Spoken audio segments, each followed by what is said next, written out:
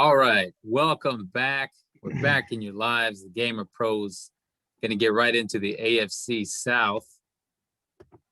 It's an interesting division. Colts, Titans made the playoffs last year, right? Yes, that is correct. Sorry. One team got their new franchise quarterback in Trevor Lawrence. It's been a long time coming that everyone's wanted that guy first overall. And another team also got their franchise quarterback in Carson Wentz. And another team has a franchise quarterback in Deshaun Watson that nobody knows what's going to happen with. And then the Titans have Derrick Henry and no one else. Not just kidding. That's all they need, man. That's all they need. We'll start with the Jags. Their over-under is 6.5 wins. It's a little bit of a jump from a year ago. Last I checked, 1,200 plus 1,200 odds to win the division. Not very likely. What has impressed you about their offseason thus far, whether it's the draft, free agency? They had 5 picks in the top 65. What did you think about how they did there? I mean, I remember going into the draft thinking this team's going to be completely transformed after day one. How did you think they did? Other than Trevor Lawrence, obviously. I mean, couldn't have gone wrong with that first pick, right? Right. So Trevor Lawrence was a given. If I'm talking about the Jags overall, I love what they did. I mean, you look at this team at the beginning of free agency, I guess the beginning of the offseason, it looks and feels to me like a totally different team. They got Shaq Griffin in their defensive backfield to go with CJ Henderson. They also added a couple safeties. They added what they thought they needed, in the draft. Trevor Lawrence, obviously number 1 overall. It's a no-brainer. They did check the boxes. I mean, I guess they could have used help at corner, although they ended up taking Tyson Campbell, where I felt like they needed more of a slot corner, because I don't see CJ Henderson or Shaq Griffin playing in the slot, but they ended up with Tyson Campbell. I liked what they did. I just feel like there was it felt like a missed opportunity to me. So like you said, they had 5 picks in the first 65. So essentially the first 2 rounds, they had 5 picks, and they ended up with Lawrence, which was obvious. Travis Etienne was a mistake to me. I don't think you ever take a running back in the first round. Tyson Campbell, who's a bit of a project, Walker Little, who hasn't played in 2 years, and then Andre Cisco, who is coming off of an injury. So I think that you can't look at their draft and say that it was a complete bust, but having 5 picks in the first 60, or having 5 in the first 65, I would have expected them to do a little bit more. I would have wanted, when you have 5 picks in the first 2 rounds, you expect them to come out with, what feels like a new team.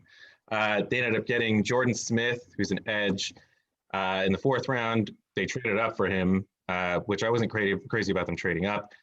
But he's a physical freak. They needed help at tight end. They ended up getting Luke Farrell, who's more of a blocking tight end. They also have Chris Manhertz now, who they just signed, who's a great blocker at tight end. It doesn't seem like the tight end position is going to be receiving a lot of balls, but it looks like they're going to roll with Etienne behind the scenes, who has that chemistry with Trevor Lawrence, obviously. And then, try to get the most out of Laviska Shenault, DJ Chark, and Marvin Jones. So if I were to change anything, I wouldn't have taken Etienne in the first round. I would have used that spot to maybe go after a tackle or a corner. I think Greg Newsome was still on the board. At 25. They could have gotten Greg Newsome instead of taking a project in Campbell. And then in round 2, when they took Campbell, they probably could have, I think they still could have gotten Tevin Jenkins, and that would have solved their offensive tackle problem. without having to roll the dice on Walker Little. I know that Urban Meyer is coming from college and he's going to love those 5-star guys. And you can see that in the draft where he's taking Trevor Lawrence, he's taking Tyson Campbell, he's taking Walker Little. Like, these are all highly recruited guys out of high school, but Walker Little hasn't played in 2 years. I know that physically, he's 6'8", he's 315, he runs a 4.8 40 or something like that. So that's all well and good. Or he ran a 4.8 40. I think at his pro day it was like a little over 5. But that's all well and good. I think he's going to learn soon that the NFL is a little bit different. But we'll see. I mean, I could totally be eating crow here. But just for a team that allowed the most sacks in 2020, or the fourth most sacks in 2020, they could have used an O-line. I just think I would have done a little bit different, but I can't look at the team and say that they're worse than they were before. I still think they've improved more than any other team definitely in their division. But they've improved more than most other teams. So yeah, well, I'm with you with that many picks that early. I think if you're a Jags fan, you have to be disappointed. As far as holes where they needed to fill, it was everywhere. Right. Their pass rush hasn't been good. They can't stop the run. They needed corners. Cisco is a good pick. They needed a safety. The one position that you could have felt good about if you're a Jags fan was running back. I mean, Carlos Hyde is a productive back, especially if he's, in some type of a limited role. James Robinson just put up 1,400 scrimmage yards out of nowhere. Was that a pressing need at whatever it was, 25th pick overall, I think? Right. That to me was a little shocking. And it's a little, I think it's the worst pick in the draft period. Just, wow. I look at Etienne and something worries me about him. He's got like 684 carries, I think, in his college career. There's mileage on that guy. It is very possible that in 5 years, he's gone. That's the lifespan of your, average running back is just a few years. 5 years, best case. So right. You're telling me he's probably splitting carries with James Robinson, right? Or Carlos Hyde, or, some type of trio backfield. It's just a wasted opportunity. 25th, like you said, Newsome was on there. Jason Owe, who went to the Colts in the division, was there.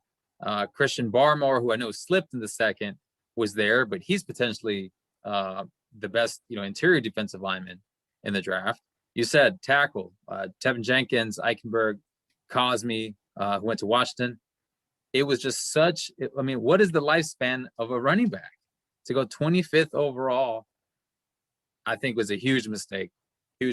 And if there are any Jags fans out there, I'd love to hear what you guys think, because this is an outside perspective, and you're probably going to say, I don't know jack about what's going on. I just think with a team that was like top 3 in cap space going into the offseason, you definitely upgraded at quarterback. And with a sick quarterback, you can win. We win some games. It doesn't matter who else is on the team. Sometimes. But all you were really able to get was Marvin Jones, Shaq Griffin from Seattle, who what I've seen from Seattle secondary over the years has not been very good.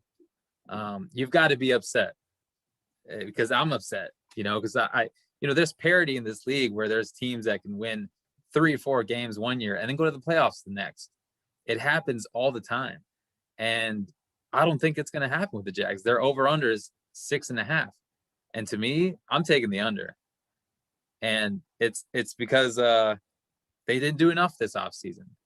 What a huge opportunity they have this offseason to bring in, a bunch of talent and surround that new star quarterback.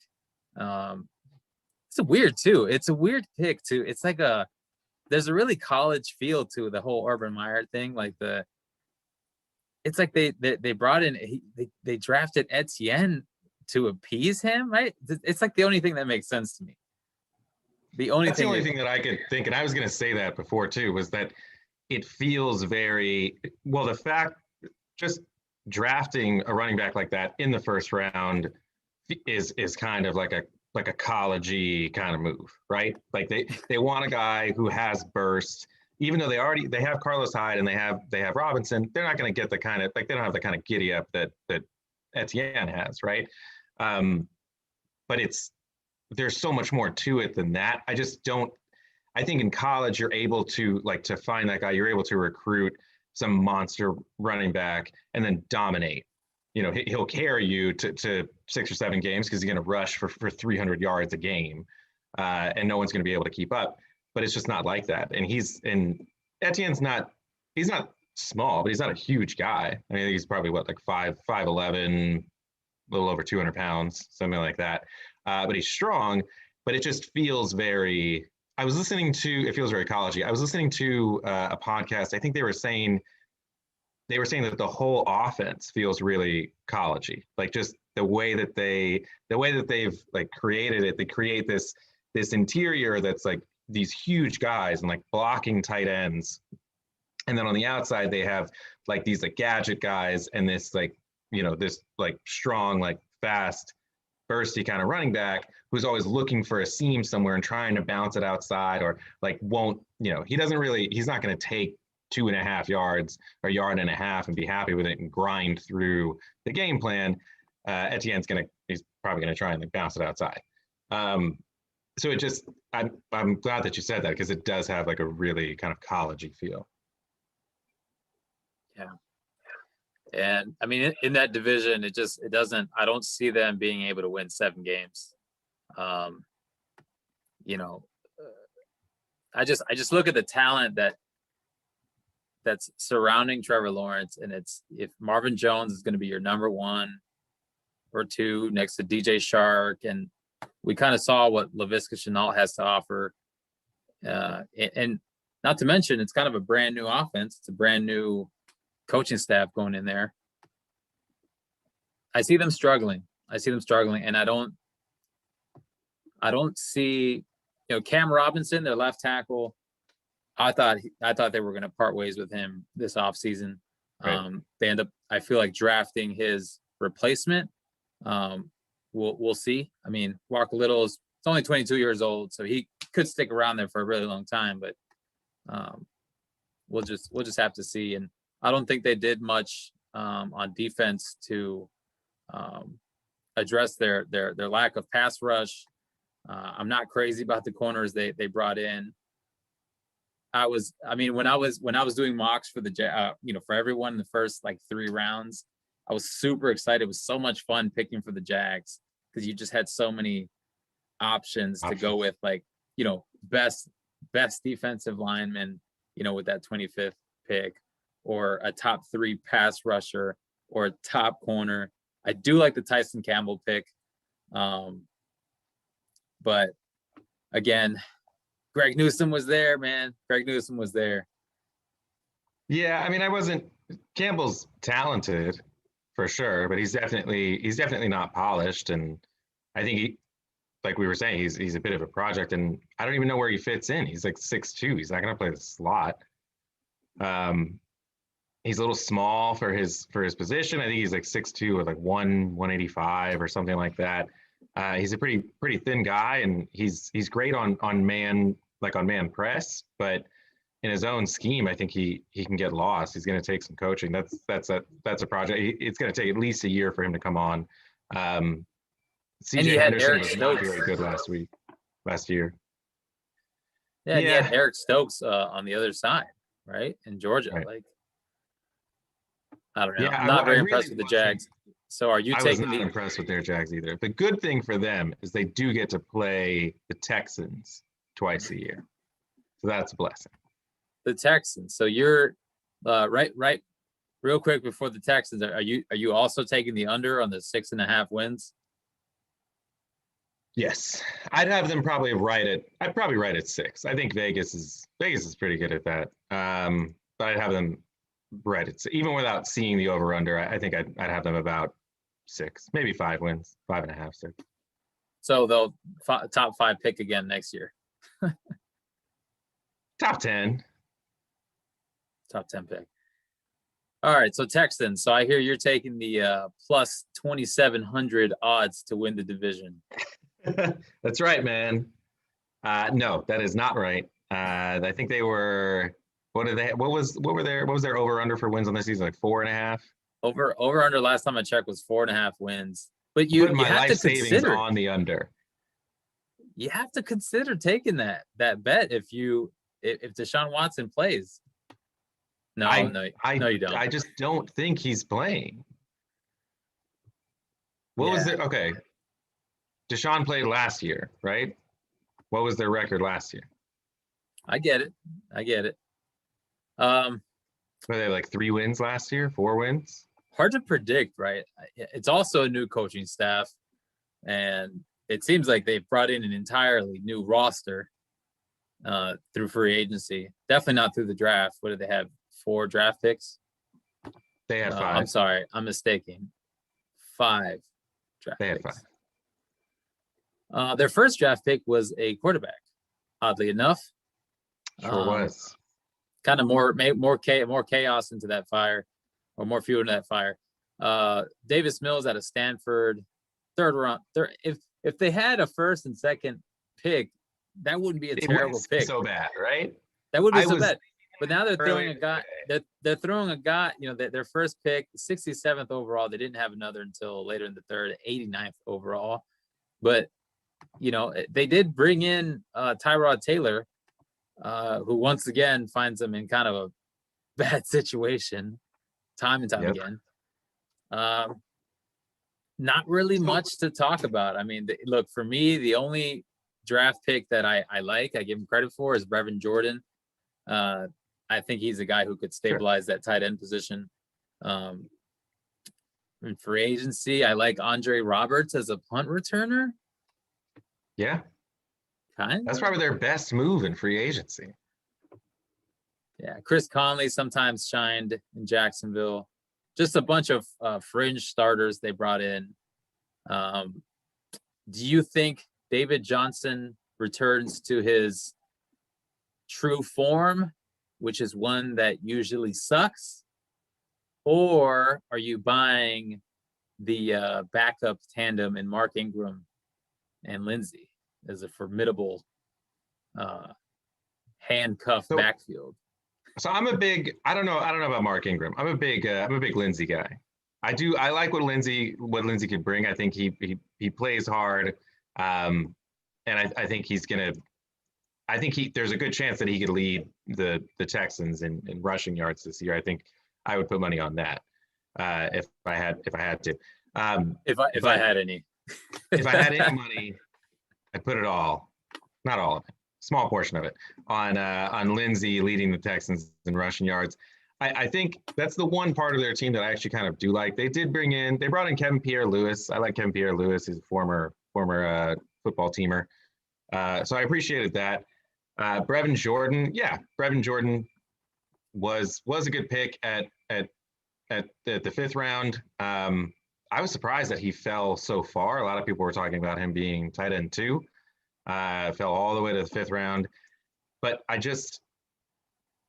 there's so much to me wrong with this draft that I didn't even know where to start. First off, Davis Mills, QB out of Stanford. It's not even just bringing something extra, another variable into that quarterback conversation. It's just that this is a no-win situation. Unless Davis Mills lights it up this year, this is a completely wasted pick. And yeah, maybe it wouldn't seem as bad if they had first and second rounders to play with. But with your first pick in this draft, you take Davis Mills. And what's going to happen next year? Like, we know the Texans are in a full rebuild. I think we're anticipating it. They're anticipating it. They're going to be a top 5 pick in next year's draft, right? And what's going to happen then? They're going to take a quarterback. And then what happens to Davis Mills? Good point. What was the point of drafting him here? Like, to have a backup for Tyrod Taylor for a year and the next year draft 3rd overall and take whatever quarterback is available there. Like whatever, if you think you can get your franchise QB and you're a top 5 pick, you're going to take him. It doesn't matter if you have Davis Mills, who might eventually turn into something. But even then, I mean, his tape didn't light it up. If they had taken Kellen Mond or some people liked what they saw in Kyle Trask, like I kind of see that, but this guy was like I think the 8th quarterback taken overall. Like you're going to get him to be a backup for Tyrod in case Deshaun doesn't play. I don't think Deshaun is playing. But then not only that, the real problem that I had with their draft was trading up twice. Like you're a team that is starting from the bottom and you're going to trade up for Nico Collins and Garrett Wallow. Like you're trading future assets for Nico Collins, who I like, who can play the outside and kind of, starts to take on a little bit of that Hopkins role. But Garrett Wallow, I wasn't even really sure who he was. I guess that's on me. But now that I've had an opportunity to look him up, this isn't a guy that you trade up for. You're not, if you're in a position that they're in where you need every piece that you can get, I'm not trading away future assets for Garrett Wallow and Nico Collins. Like this is a bust year. So I don't know. I don't like anything about this draft. Brevin Jordan, sure, because that was the best player available in the 5th round. That's a good pick. But other than that, I have really nothing good to say about this. Yeah, I already felt really negative about that Davis Mills pick. And I completely didn't even think about that aspect about having potentially a top 5 or top 3 pick next year and it probably being for a quarterback. What are you going to do with that guy? Like, I didn't even think about that. So it really makes it seem that much worse.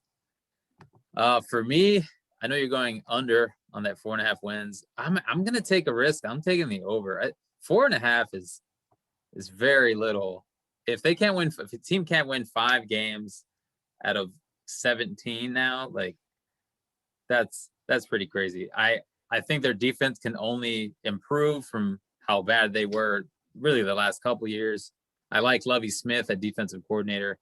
I mean, they play the Jags twice. Maybe they could get like halfway to that 4.5. So I'll take the over on that.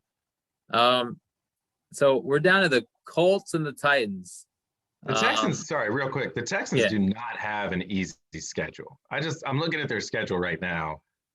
Yeah. They play, outside of their division, they play the Bills, the Browns, the Patriots, the Dolphins, the Colts. The Colts are in their division. The Seahawks, the Niners, and the Chargers.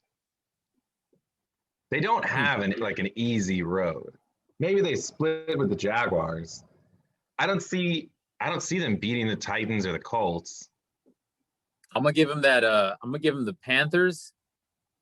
I'll give them an upset over the Titans. I'll give them the Jets, and I'll say they beat the Jaguars once, and an upset over the Chargers in the last week.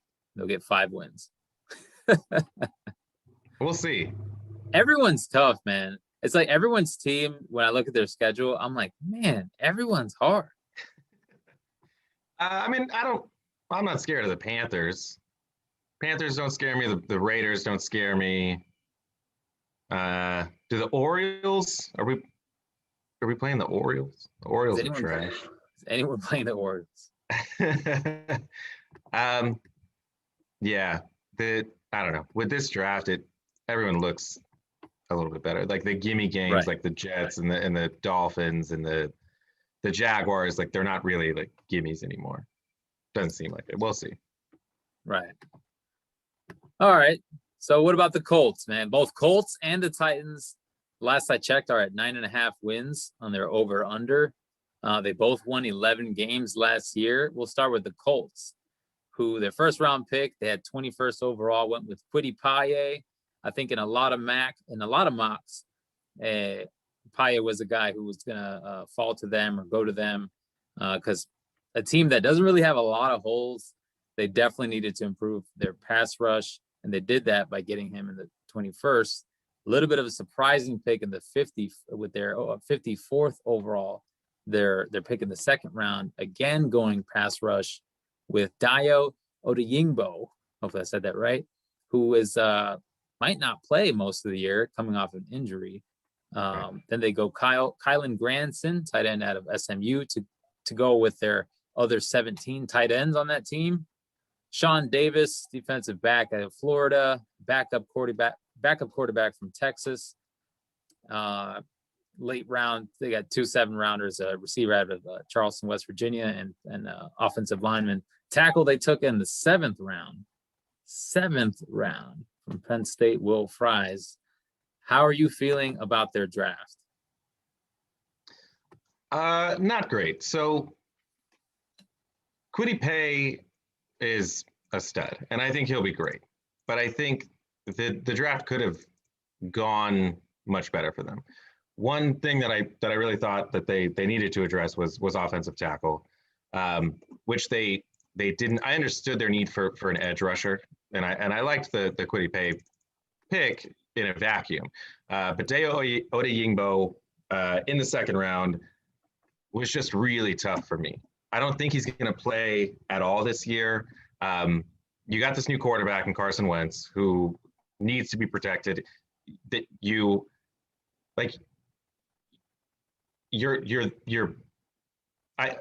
Sorry. So I think that the Colts think that they're, a couple players from being a real contender in the AFC.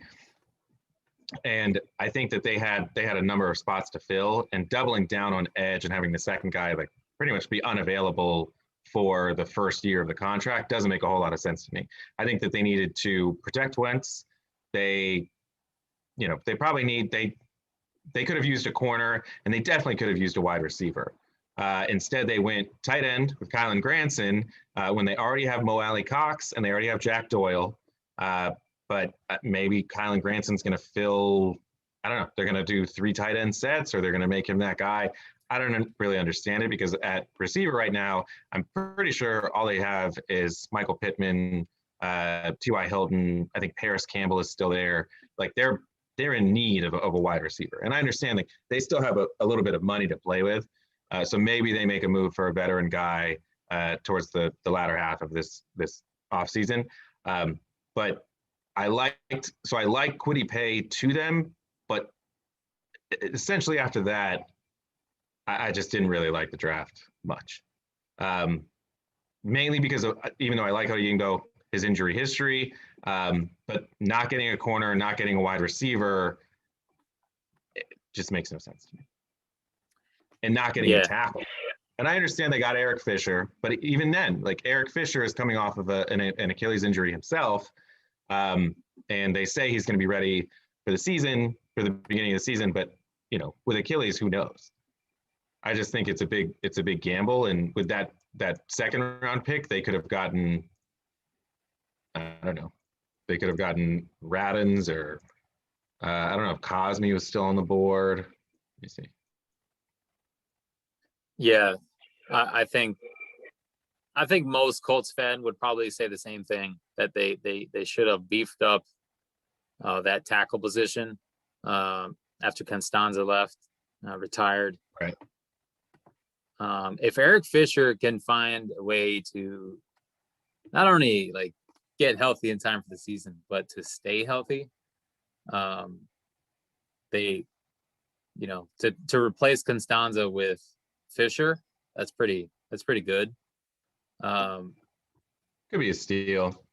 He's still only on a 1-year deal though, and he was still $10 million. I'd rather have somebody out of the draft who's, essentially free.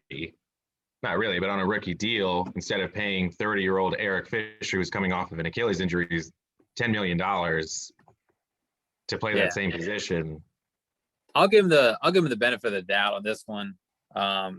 They've still got one of the best like center guard tackle combos, and Quentin Nelson, Ryan Kelly, their right tackle Braden Smith. Right. Protecting Wentz is going to be key. Like, it's going to be so key. I'm going to actually take the under, believe it or not. 9.5 wins on a 17-game season. I had a tough time with that because I was like, they won 11 games last year, and they're adding Carson Wentz. And they're adding some pass rush help. They've got a ton of cap space, so they could continue to improve. But I'm really hesitant to like crown Wentz the Wentz of like 3 years ago. I don't see that. I don't see that happening. And I think he struggles. And I think Phillip Rivers did such a great job last year of just doing what he had to do, just that veteran presence of throwing that ball on the ground if there was nothing there, or just shoving it over to the running backs. I feel like that made the offensive coordinator's job a lot easier through Phillip Rivers. And I'm going to go ahead and say that doesn't happen next year. I think they struggle. I think they struggle to get Carson Wentz to just do those little things that, because I feel like he's a guy that goes for the home run because he's got that rocket of an arm. But, I don't know that he's going to have that time, in the pocket to make those plays down the field to those, those burners that he's got, in Pittman and Hilton and Campbell. So I'm going to take the under. Wouldn't be surprised if they win 14 games next year, but they have a very tough schedule. I mean, they've got the Bucks, they've got the Bills, the Ravens, Rams, Seahawks, Dolphins. Could be, those could be tough teams. They're not as scary as they, were a couple years ago, but I think it's a tall order to say that they win 10 games. And that's, for me, the biggest question mark is that quarterback. I had conversations with, Clackey, who's part of the Game of Pros, where he wanted Carson Wentz to come to Washington. And I was like, no way, Jose. Like, that guy's damaged goods. If they're able to turn him around, I don't know that it happens this year. I think it's going to kind of be a work in progress. I hope that they just pound the ball with Jonathan Taylor, and I hope he falls to me in like the 3rd round of fantasy draft. Probably not going to happen, but I don't think he's fallen to the 3rd round, man. No, probably not. What are you taking, the over? Yeah, I'll take the over. I could see them getting 10 wins. They still have the Texans and Jags twice. They still have the Texans and Jags twice. The Titans, who I think may have actually gotten worse this year. I can't say the same though for the Colts. I don't think that they've gotten much worse. I think that Wentz. I mean, I would hope that if last year, best case scenario, or even a likely scenario is, Wentz had the yips, maybe had an injury, that was really bothering him, which we know he was hurt, of course. But I don't think that they've gotten too much worse. I think that they're still coached really well. I think that Wentz can deliver like a Rivers level of production, and then add in like the mobility aspect of it.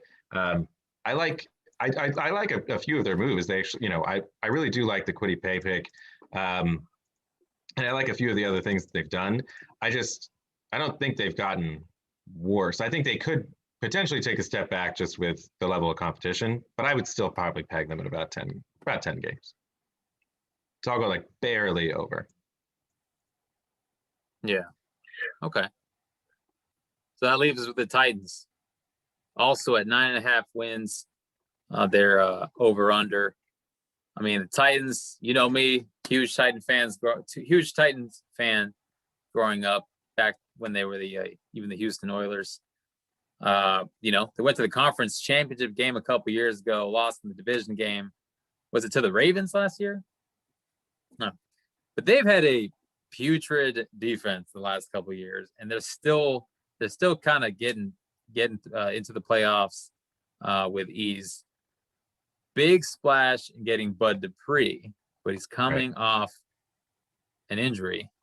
Other than that, kind of free agency was pretty quiet. Mostly some fringe players. I like Kevin Johnson, corner from the Browns, I believe. Janoris Jenkins as well. Josh Reynolds, we'll see if he kind of steps up to replace Corey Davis as that number 2. Love their draft, although a lot of risky picks. I actually do like their draft pretty much because they just loaded up on defense. I mean, that defense has to get better. Vrabel has to find a way to at least become like middle of the pack with some type of pass rush, right? I would have really liked another weapon for Tannehill, but like I said, they took some risks in getting Caleb Farley, Rashard Weaver, who's already kind of gotten some trouble out of Pittsburgh. They got the left tackle Radons from, was it North Dakota State? Yep. Kind of come from a small conference in college. I don't know. Their schedule as well is kind of a little scary to me. But they play the Jags, they play the Texans. They pretty much always split with the Colts. They play a lot of the same teams, the Cardinals, the Seahawks. But they also got the Steelers, the Patriots. They also have the Jets, same as in division. But to me, as long, and I guess maybe there's a little bit of a fandom, but as long as Derrick Henry and AJ Brown are healthy, that's an easy 10 wins for this team. I can't see them taking that much of a step back. They have most of the same coaching staff. The team has stayed together. And if Bud Dupree can come in and make an impact on defense, more of an impact than like Jadeveon Clowney did, because he pretty much didn't do anything in his time in Tennessee. It's kind of, we talked about it in another video where it's kind of like addition through subtraction, getting rid of like Malcolm Brown, and some of the other players I forgot, but Desmond King, Adoree Jackson. Adoree Jackson, yeah, who's kind of a master at muffing punts. So I'm going to take the over, and they are actually my team that takes the division. But what do you think about Titans offseason thus far? You said they think they get a little worse. Tell me why. So again, it's funny. I do think that the team itself actually like could get worse, but they did have, so even in my draft grades, they had the best draft out of this division, I think. There was a couple picks that were, like we said, kind of dicey, I guess. Caleb Farley being their number one pick, even though obviously he's supremely talented. He's had 2 back surgeries. There's been talk among league officials or league executives that they think that he might actually need another back surgery. So that's really scary for that being your first pick. I think they drafted at 22. Dylan Radins was fine. I don't know. I mean, he's more of like a more slight, like kind of lankier tackle. I don't know if he fits great on that line. Monty Rice, I think, is a smart guy. He seems like he's really got a great head on his shoulders. He's a good leader, but he's not really great in open space. And if you throw if quarterbacks are going to target someone near him, I think I read somewhere that last year he was targeted, or his guy was targeted 23 times. He allowed 22 receptions. So he's really not great in coverage like that. He's missing. He doesn't really have much burst, but he's smart, and I think he could figure it out. Elijah Molden was great. Des Fitzpatrick, I think, was a steal in the 4th round. But Rashad Weaver has those off the field issues. He's already had something come up, I think, since the draft, right? That assault charge. Wasn't he involved too with some like credit card scheme or credit card fraud scheme or something? He was, I don't know. Cop said he was the ringleader. I like most of the draft. Like you said, I love that they focus mainly on defense because that's going to be their issue. As long as you have Derrick Henry, that's going to do most of the work for you on offense because you can throw everything off of that running game. Guys are going to stack the box against you, and then you have burners on each side that are going to be wide open. So I would probably agree with you. I think there's some uncertainty regarding mainly just Farley. That kind of scares me, but Farley and Weaver. But other than that, I mean, I did like their I did like their draft. I guess if I had to choose a team to take the division, I'd probably go Colts because I don't know what to expect out of Josh Reynolds. With these rookie corners, which it seems like they're going to be playing mainly rookie corners, you really don't know what to expect, especially with injury concerns with Farley. I worry that it could be some of the same, so I would probably pick Colts to win the division. But I don't know. Gun to my head, I guess I have to go over for the Titans as well. At At the 9.5. All right. Yeah, I think the Titans take the division. Vegas odds at last I checked have Colts taking the division they're pretty much even odds at like plus 105. Okay. Titans are next at plus 130. Then the Jags plus 1200, Texans plus 2700. I think they have it right. It's either going to be the Colts or the Titans again. My X factor is pretty much me thinking that Wentz next year kind of is a work in progress and doesn't go back to his form from a few years ago where he was very efficient and pretty much unstoppable. I think there's no chance that he's back to that like Super Bowl caliber Wentz like that. The Wentz that we saw in 2017 when they won it all was an MVP. I mean, there's no way he's getting back to that. 2019 was a bit of a step off or step down, and I think that's more maybe what the Colts can expect.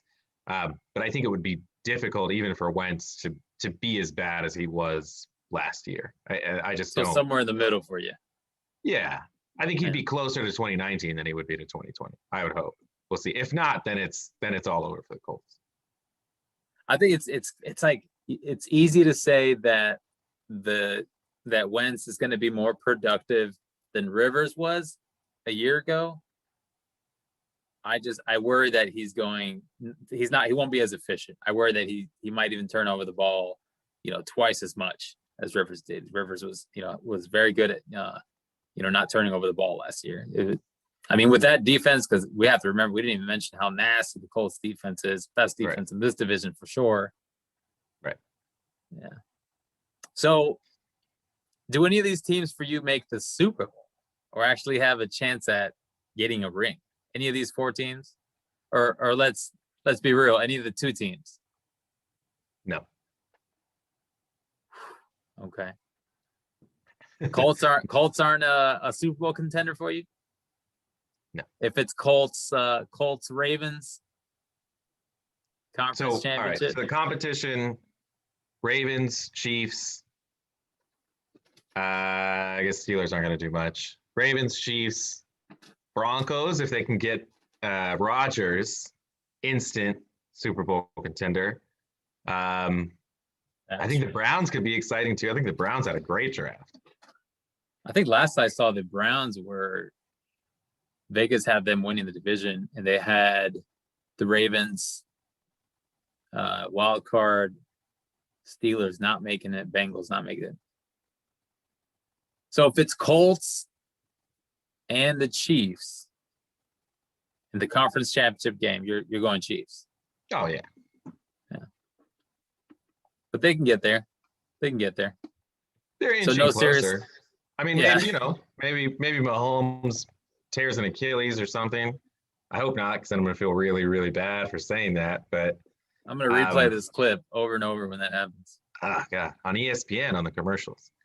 I just don't see it. There's too much competition in the AFC, and I like the Colts, but I think it would take something pretty special for them to win. If Wentz is able to get back to that like 2017, 2018 form, then that would be pretty interesting. But I just don't see that. Yeah. Well, so we both kind of feel like maybe the Colts, Titans could both make the playoffs. Neither will make too much noise. And AFC South as a whole didn't really do much in the offseason to move themselves really to be a Super Bowl contender. Only team that we both had really having a pretty good draft was the Titans.